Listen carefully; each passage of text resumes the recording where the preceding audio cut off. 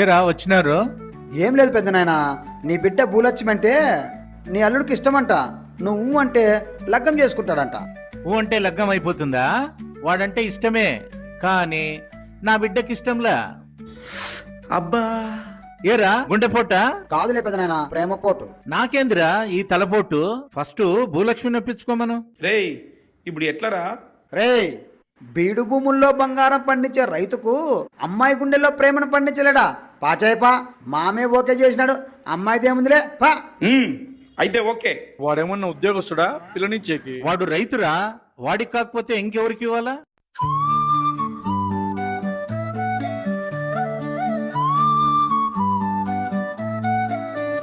నాకు తల్లినిచ్చింది పల్లె తల్లి, నడక నేర్పింది నేల తల్లి, ఊపిరి పోసింది గాలి, బువ్వ పెట్టింది నాగలి, పంటను కోసే కోత కొడవలి, తీర్చును ఈ దేశం ఆకలి, మట్టిలో మట్టినై కలిసేదాకా నాతో సాగును వ్యవసాయం.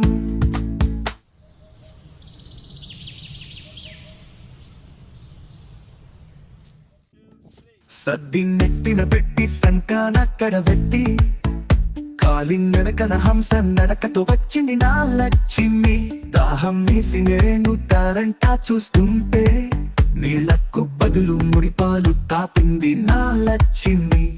మా జంటను చూసిన పండిన పంట కనుల పంట పులకించిపోయింది వరి పంట, కోత కోసేకి కొంగుల నడుమున చుట్టి కొడవలి పట్టి కంకికి బదులు నా గుండె కోసింది పిచ్చిన లక్ష్మి. ముద్దుగా మును పారెడుకొస్తూ వాలిన పొత్తుల ముద్దుగా చూసింది నా లక్ష్మి. కూలియబోతే కూలి చేసేలాగా చూతందిరో, కాబోయే ఆలికి తాలి కట్టమంటూ తాబేలు చెప్పిందిరో.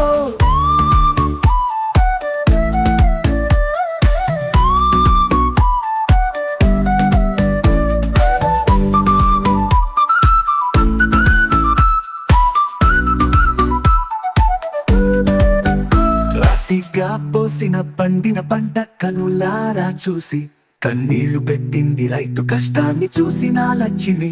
బరువైన గుండెతో నా గుండె తాకి ప్రేమ పంచామంటూ చోలే పట్టింది నా లక్ష్మి. హరిహరాదులు అట్టొచ్చిన ఈ హరణి భర్త, సేద్యాన్ని వదలను, ఇద్దరి వ్యవసాయం వదలను.